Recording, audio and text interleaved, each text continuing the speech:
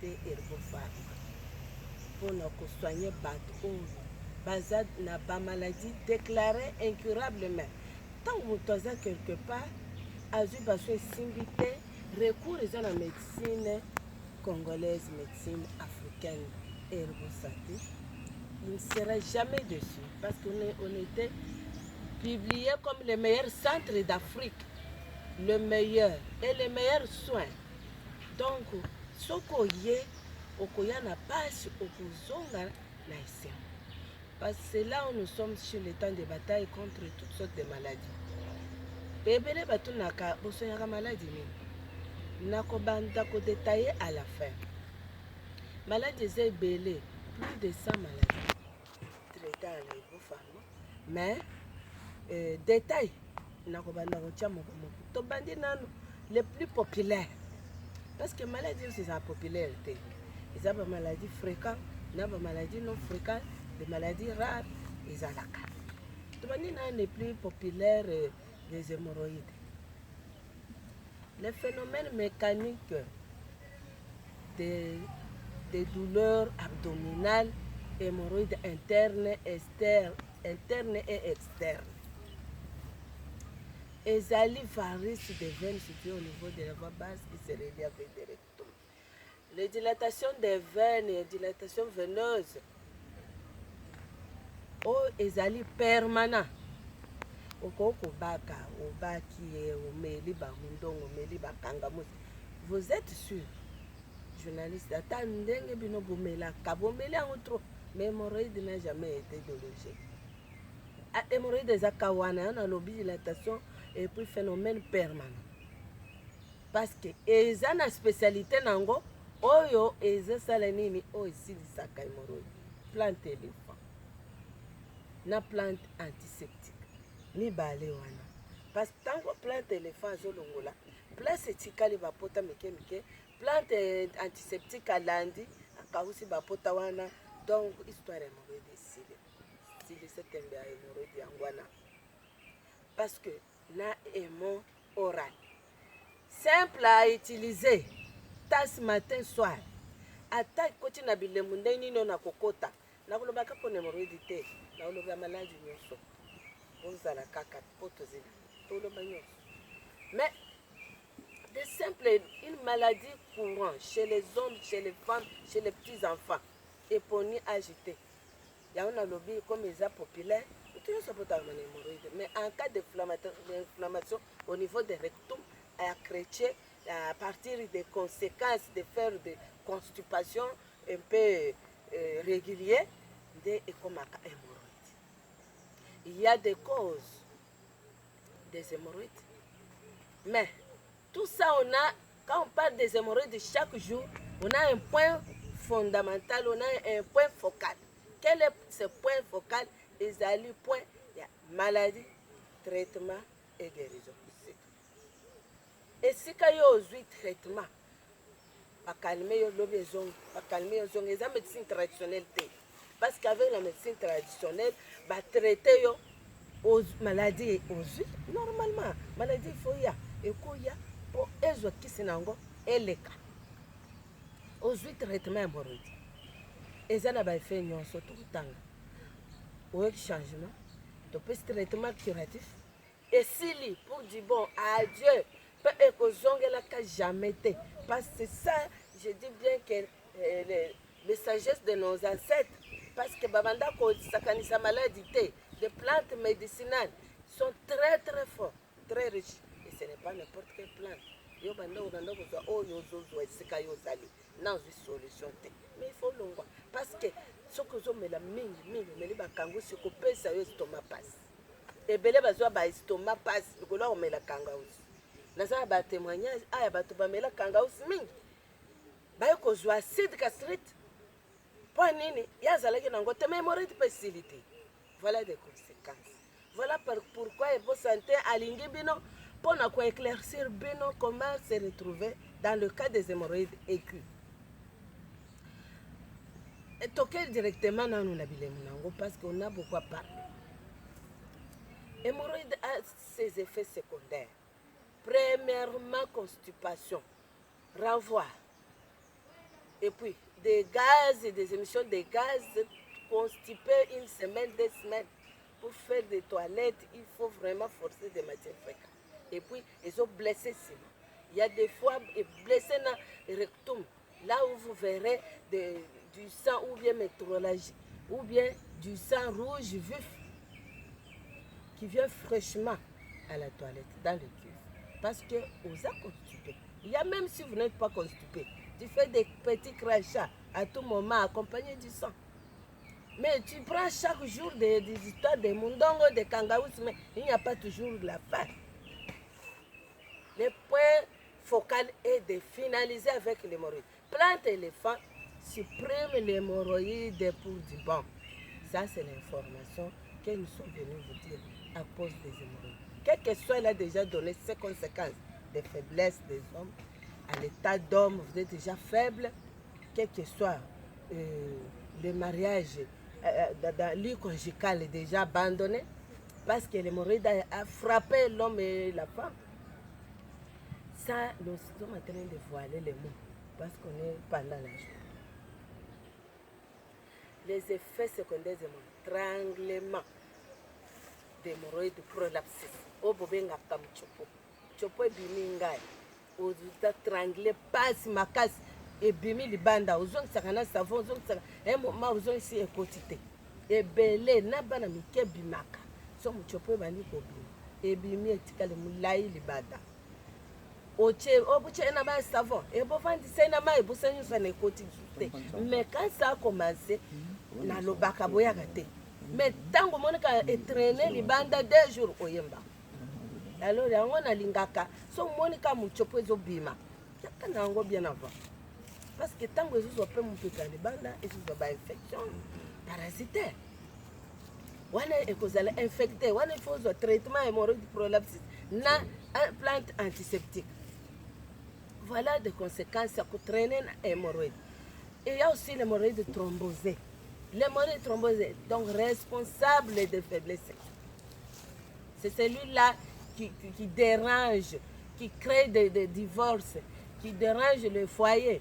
Parce que l'homme ne se retrouve pas dans la chambre. Et bien, qui me rend quoi néné, hémorroïde thrombosée. Azo sala ba boule au niveau de la voie rectale. Atongi ko ba neti batige etelemi wana qui persiste là obaki nini obaki te omeli nini omeli te nanu zu changement te mais plante éléphant vous attend pour terminer avec ces hémorroïdes. Il y a aussi les hémorroïdes sédentaires, il y a des hémorroïdes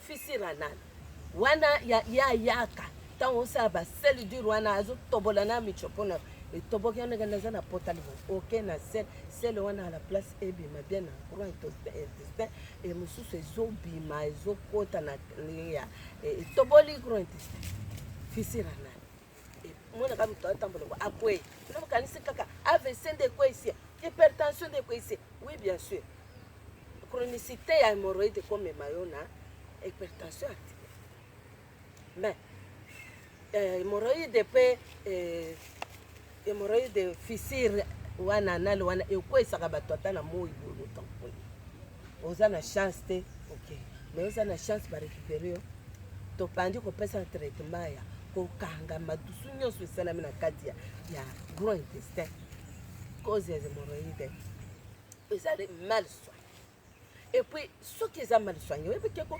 baconséquence eza ebele oyo na koyebi so te kobanga mais nous sommes du domaine toyebi ke ekoto nyonso balobaka te me conseil gratuit c'est que hémorroïde lelo oyebandi banda traitement okoyoka yango ndenge nini yoza na hémorroïde yokaka loquette ezokata de céphalée ou bien mot de tête à tout moment ozoka mokulimba kingo misisa ya kingo des crampes musculaires yozoloba ezaka malaria nga namoni eza malaria oui combien de temps yo ozozo bakiri ya malaria ezosoigne yo bien mais oyo etikala wana eza nde hémorroïde ebatami na nsima ya malaria wana zwa siko traitement osisa na kiri ya malaria ozwa siko traitement ya hémorroïde okomona malaria wana ozongaka jamais.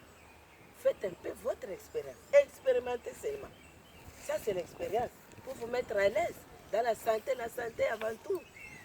Voilà, Herbo Pharma vous propose de ce traitement-là. Landa no traitement yo silisa. À la fin, qu'on va nater. Bakisa wana. Tu peux faire des années. On constate la répétition à bakira manarete. Pour déjà aussi oublier. Voilà, ma cause est belée, ma conséquence est belée. Au moins, à tout moment, à sauver, tout moment, par jour, 7-8 fois. Moi, on a zappé les hémorroïdes. Pour des héréditaires, c'est une maladie héréditaire. Il y a des causes sédentaires, les principales causes connues des hémorroïdes. Voilà. Ma couple est au bazali, na problème d'infertilité. En tout cas, na libalanda bien. Pour nazo pesa bango solution lelo. Ko pesa bango solution lelo. Ezali nde koyoka nanu muke onga na lingina loba pa makama olobeza ebele. Mais na kokota na muzindo te nazo loba parce que je m'abe pour épingler ce que nous faisons. La santé et la maternité. Pour mutabota, faut avoir la bonne santé gynécologiquement. Raison par laquelle tu constates que na ba couple 20% ya ba couple stérile bazali. 4000 nouveaux mariés se fait consulter chaque jour pour nani kaya infertilité. Infertilité commence à partir de 2 ans. Donc, vous êtes dans une même maison avec des rapports sexuels réguliers 3 fois par semaine ou 4 fois, mais aucune grossesse ne survient. Wana oyebaka déjà ibeti. Vous êtes déclaré stérile entre vous et votre mari, entre votre femme et vous-même. Parfois, vous tous, vous avez des problèmes. Il faut se faire consulter. Se faire consulter, c'est très bien pour ne pas aller loin. Parce que le désir de la maternité chez les hommes, à partir de 25 ans, un homme a besoin d'un enfant. Il doit avoir le désir de l'enfant, désir d'un bébé. Les femmes, ça dépend d'une femme à l'autre. Il y a d'autres femmes trop jeunes, elle est déjà mariée, elle a besoin, elle a ce désir d'avoir des enfants. Le désir de l'enfant, c'est chez tout le monde. Tout le monde qui se marie, leur but objectif, premier objectif, ils veulent voir leur sang. C'est ça. Mais s'il y a trop de stérilité ou bien de l'infertilité, c'est à cause de négliger la médecine congolaise, médecine traditionnelle. Et ce n'est pas toute la médecine, bien tout le monde qui passe. Non.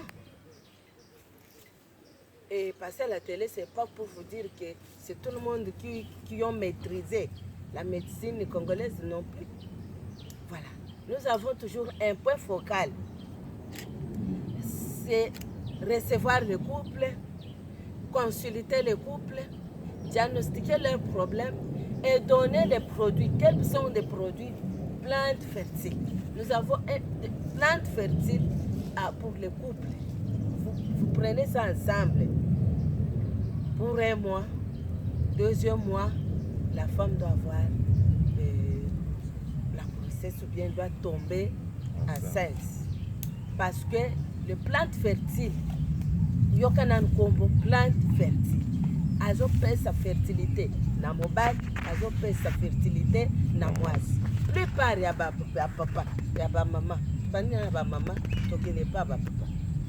Maman est belée parce qu'il y a stérilité dans bango. Musu soma na stérilité cervicale. Musu baza na stérilité ovarienne. Musu baza na stérilité di ya nini azo manquer ba sécrétion des cervicales. Mais des clairs cervicales, nous les traitons pendant 2 jours. Je vous donne le traitement aujourd'hui. Vous buvez ça. Le matin, je vous donne comment le mot d'emploi. Ton mari aussi prend, en couple quoi. Chacun prend de ses côtés. Après, demain, vous répétez, c'est tout. Mais boya osala soki examen ya clair ya ata papa azalaki na problème ya pese ya spermatozoïde ezomata directement flash parce que papa akozala na bese ya problème ya liquide spermatique eza moke mama koto oyo aza na problème ya clair cervical. Clair cervical est produit par les hormones mais ntango oyo aza sec omona na tolo ezokonda mais tandis que ozozela oza koti libala olingi obota omonaki oza sec tolo ezokonda conception eza te perturbation ya règle ozomonaki règle yango eza réglé te so réglé moke ezo ebele te mais okoespere kokanga ze mokolo. Voilà pourquoi on a une plante fertile pour la fertilité, favoriser la fertilité. Parce que 2 ans, ce que Beteli, il n'y a pas qu'il y stérile. Mais la stérilité, pourquoi? Maman Laurence vous parle chaque jour. Herbo Pharma vous parle chaque jour. Pour donc aider les mariés, les nouveaux mariés. Même si baza déjà dans mariage et que baza na problème de stérilité secondaire. Au bout de moko. Ya bibala zoya te mama ya misato zoya te or soki otangi na bible na Jérémie 33 balobi 3 mais nzambe azopesa moto nyonso eloko ye aza nango mpesa à travers erosante soki oye oza besoin na kobota tu serais jamais déçu parce ebele baboti baopo mosusu bazalaki nayebi basi ebele bao bazalaki na problème avortement à tout moment avortement eza na bakozi nango oyo na kokota se okoza na avortement wana eza kaka so okotize na libu okotize na problème mosusu ya bakol eza nango béance ou soit il a eza mal placé si c'est mal placé yoko bana ko avorter à tout moment okangi 2 mois eleki kangi 3 mois eleki 4 mois eleki mobali abaye kutu alobi mais baninga tobalaki na bango ane moko na bana yo koma lelo avortement qu'est-ce qui va pas bamusu bazosala kutu bafauche couche wana bamusu bazobota baprématuré ça c'est toujours des avortements parce que accouchement normal c'est 9 mois so boti mwana avant 9 mois c'est toujours l'avortement fausse couche eza kitoko te mpo otika na pasi ya pamba omoni mwana te mwana ta kosalelako eloko te me lokumu kaka ya kolobanga baninga babotanga mpe na sa nini na bota c'est juste ça ayeba yo te yo déjà osaleli nzambe mpo alobi bokenda mokili boke bobota bana ebele lokola zero na mai ça ainsi dit l'Éternel mais yo na mokano wana oza kote vous n'êtes pas béni parce que apesaki bénédiction na mwasi nyonso abota ata na pasi me abota na pasi toyokaka ya kobota esi toboti bana boye ebele baboti 10 me na pasi wana pasi ya lepamboli soki ke madame obali kozela 2 ans ebetela yo te soki osi obali eke boti mwana moko omoni freinage koloba te nga namoni mobali mosusu alobi na mwasi nga alingi makambo ya kobotela na bana ebelebele te pasi ntango obota bana ebele kolia pasi nga mosala malonga eza te kobotela na bana ebele te mobali mpe ya mwasi ake kozwa tonga sava abotika mibale esili wana azwi tonga mpo abota te eye kokoma 5 à 6 ans mobali abandi koluka bana bana mo bakoli botwa na mwana moke na ndako te fo soki obota mwasi alongi kobota ezoya lisusu soka nde banini wana bakisi wana ekie kobomela ye bamaki tozalaka na baovile parce que dans le toza na ovaire toza na ovile ovaire aza wana mpona koproduire bahormone na baovile ovile ezali lokola maki comme noix de coco noix ya nzete ya palmier noix mokebo baovile wana ezali mibale moko na gauche moko na eza maki soki eza en bonne santé mama kobota eza na problème te ozoproduire mpe basécrétion non normal en tout cas ozobota yo nde okokima maboto ape manado ebana bakomi oboti basoboti mibale parce que baovile eza kofonctionne normalement soki ezofonctionne normalement te eza bloqué eza bloqué bon ou bien ezotourne bien te yo zwi zemi baninga bazobota yo zwi zemi kangi na trompe baopere yo basauve yo vi balongoli trompe so balongeli trompe moko c'est bon mais après kolongola trompe moko eza fin du monde te o moko etikali okobota na yango mais soki ke ozwi traitement na biso oboti na yango opoti mobali olandisa mibali mpo ozobota na trompe moko ezalaka bon kodécourage te okobota kaka na moko wana mais il faut aussi tenir l'âge basi nyonso balingi ozana oboti te il y a des plantes fertiles oyo ya kozongisela yo ata ke ovile na oyo esalaka te ekauka etournaka te maki ekauka topesa traitement oyo maki ekozala ravitaye eke ovile na yo neti ozalaka oza na stérilité ovarienne bakiste ko kovanda kaka na ovaire mama yeba ke tokolemine d'abord kiste wana après toye kopesa traitement ya ovaire ovile mosusu etournaka te ezaka wana okangisi emeke kovanda na ovile okangisi emeke kovanda na trompe mais trompe ezali wana mpona production ya procréation meme ovile mais ntango yango oyambaka bamboto te so oyambi mboto problème yo ifo sikoyo waforte ifo avorte obie basunga yo olongole seni mais zeme ezala na place na yango eza na kati ya fetus mais soki koza na baka wana biso nyonso traitement ezali topesi yo mpo tooriente mabota obota normalement traitement ezali traitement spécial pour la procréation d'un être humain. Pour Nili, parce que nous sommes là au service de la population.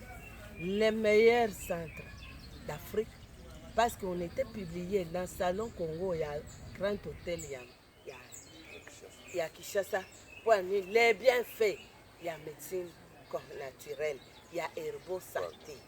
Bato bakoko bimebele bien sûr mais bato bakuta déjà kuna biso bazelaka bakendaka 4 chemin te bayebi kaka herbo pharma donc yende nzungu akala yende avandisa makambo yende soutien ya médecine congolaise je garde la valeur de la médecine congolaise tu ne seras jamais déçu quel que soit mobile tout comme moi ba papa omoni mama soki akomi na 14e jour na ye oyo tolobaka faux date na faux date wana il faut papa oyo akolanda traitement ozala na mopirikiri ozala na makasi ya koakompagne ye na faux date na ye ebele baza kaka mwasi na faux date azoluka ke non nzambe apambola ye azwa mwana yo kota oyo yo obandi ndenge eza boye mokongo pasi lelo nayoka vertige lelo boye nayoka elala na prière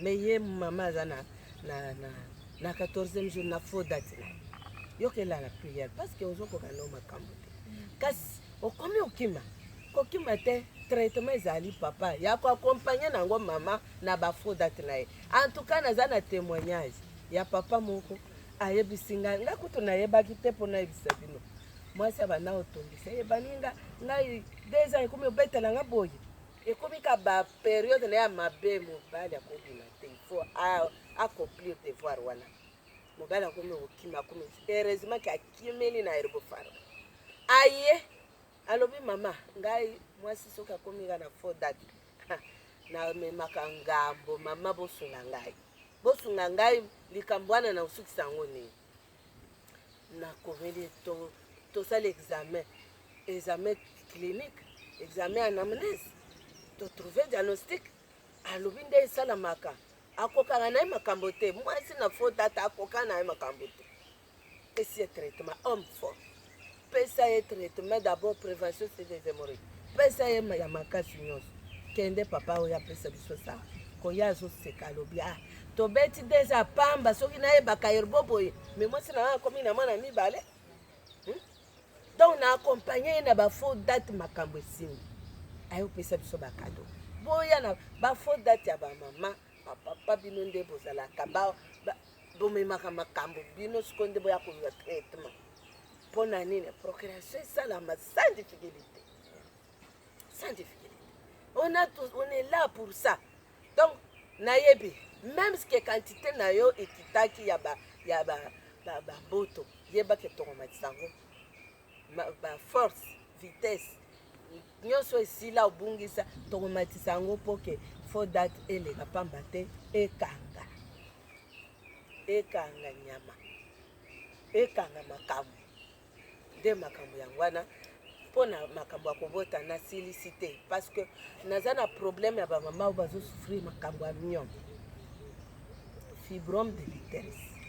En tout cas, naza na traitement moko bato bakamwaka bandimaka te. Balobaka est-ce que salama? Ah vraiment, est-ce que mignon mekosi? Est-ce que mignon kandenge zamu ata ekomi lokola ya zemi ya bapasa?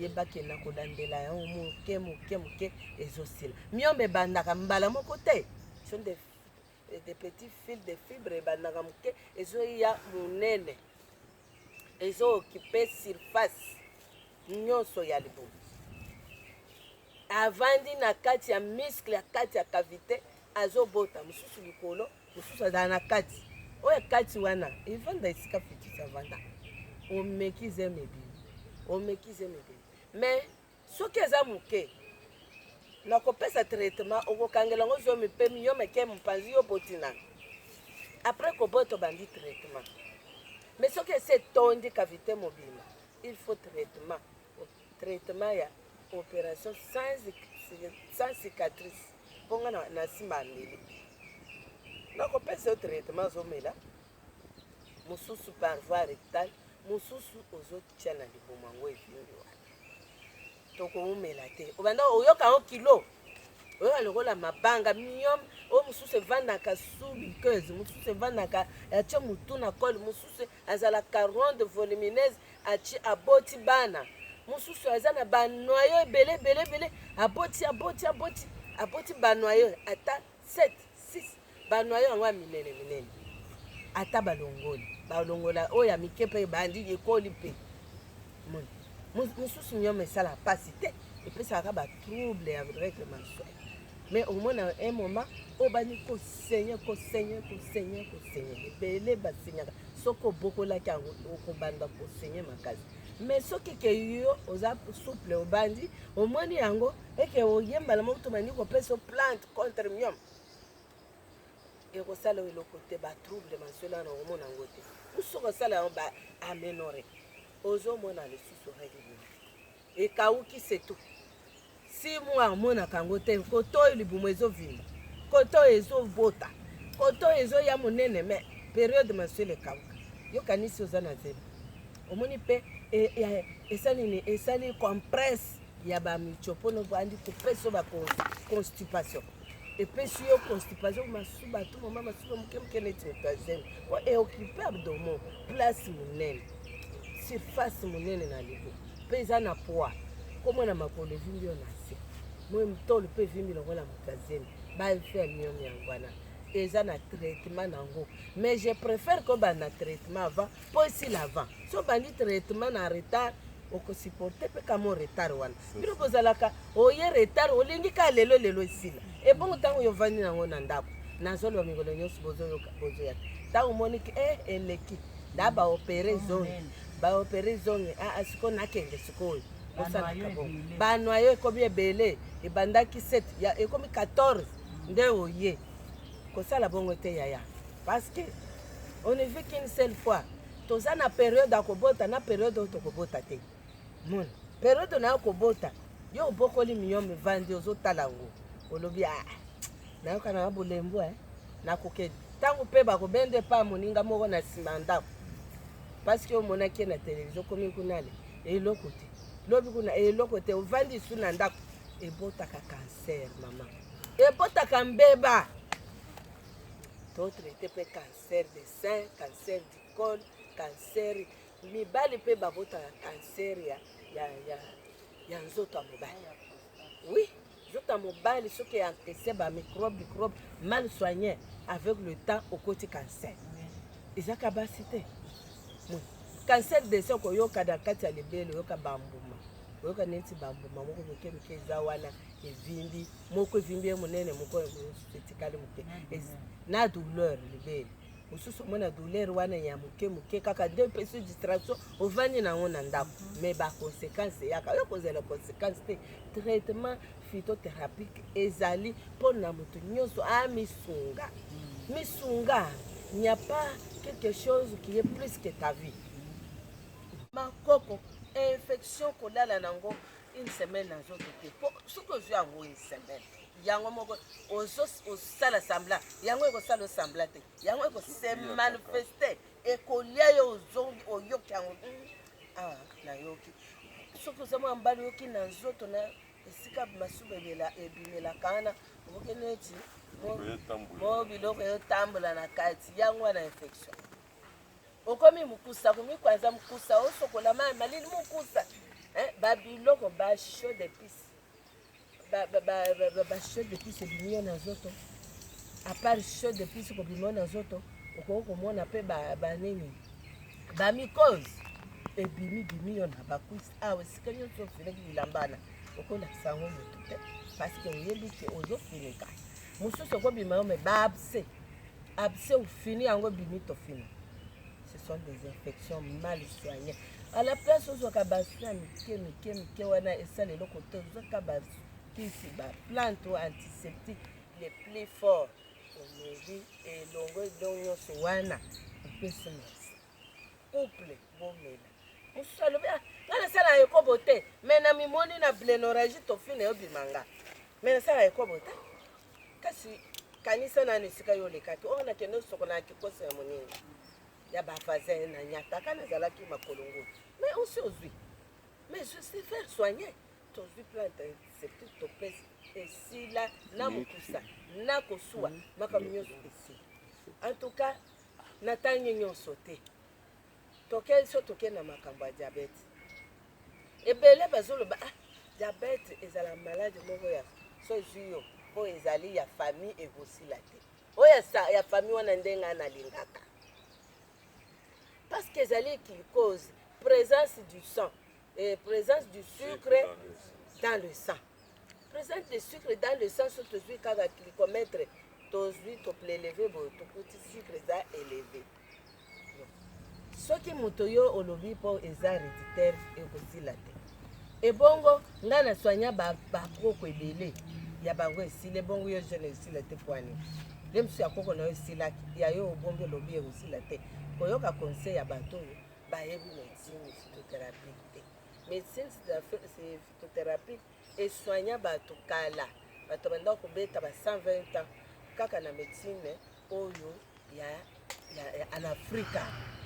Eza pona mutu nyonso.